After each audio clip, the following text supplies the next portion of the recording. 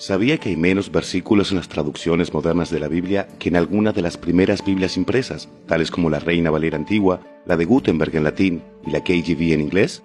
Así es, en las traducciones bíblicas modernas hay varios sitios donde se omiten palabras y frases completas.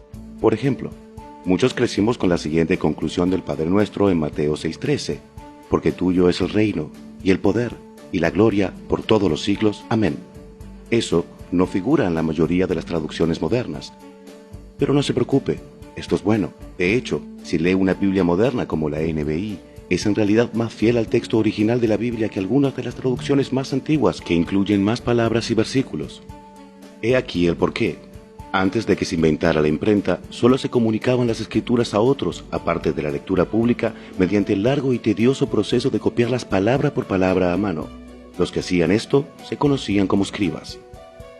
Ahora bien, se imaginará que a veces un escriba omitía alguna palabra. En otros casos, los escribas añadían contexto a lo que copiaban en un comentario en el margen. Un escriba posterior quizás se preguntaba si era una corrección y agregaba el comentario del margen al texto de las escrituras. Si deseamos hallar el texto más parecido a los escritos originales, habrá que estudiar todos los escritos bíblicos antiguos a los que tenemos acceso y compararlos entre sí. Cabe destacar que en la actualidad no hay ningún juego completo de los libros de la Biblia en un solo rollo o códice de antes del 350 después de Cristo, pero hemos hallado suficientes porciones que datan del 250 antes de Cristo, lo cual permite armarlos como un gran rompecabezas. En muchos casos, hay tantas porciones similares que se superponen, que podemos concluir de modo razonable que disponemos del libro entero. El método que se usa para determinar el texto original a partir de dichos manuscritos se conoce como crítica textual. Hay un sinnúmero de eruditos bíblicos quienes dedicaron su vida a lograr el mejor entendimiento humano de lo que constituye un texto bíblico original fidedigno. Entonces, ¿cómo fue que la RVA y otras Biblias antiguas quedaron con más versículos que las actuales? La Biblia no fue escrita por monjes en el siglo XVII, ni tampoco en el latín antiguo. En realidad, se escribió principalmente en hebreo y griego antiguo. Por los años 1400 surgieron muchas traducciones nuevas. Los que trabajaban en esos proyectos se esmeraban por usar el mejor material de origen que tenían a su disposición y siguieron los debates en cuanto a cuál material de origen era más fiel al texto original. En ese entonces, los manuscritos más antiguos que tenían a su disposición se remontaban más o menos al siglo IX después de Cristo, en el caso del Antiguo Testamento, y al siglo XII después de Cristo, en el caso del Nuevo Testamento. Los primeros manuscritos que se conocían en dicha época e incluso hasta la era moderna solo tenían unos cientos de años. Existían manuscritos mucho más antiguos, pero aún no se habían descubierto. Por lo tanto, cuando se produjeron proyectos bíblicos como la Gutenberg, la traducción RVA y la KJV de fama mundial, las personas a cargo de estas hicieron lo mejor posible con el material de origen a su disposición.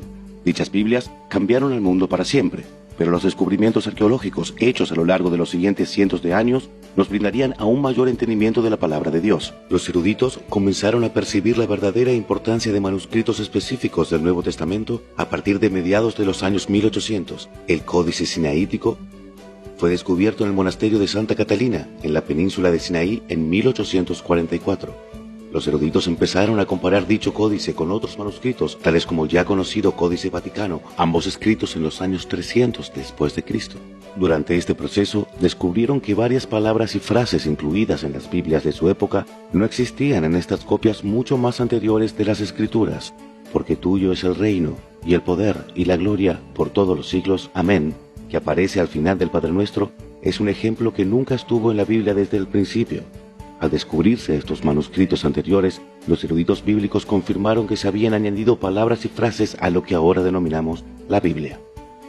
De paso, se ha hallado una gran cantidad de manuscritos del Nuevo Testamento, casi 6.000.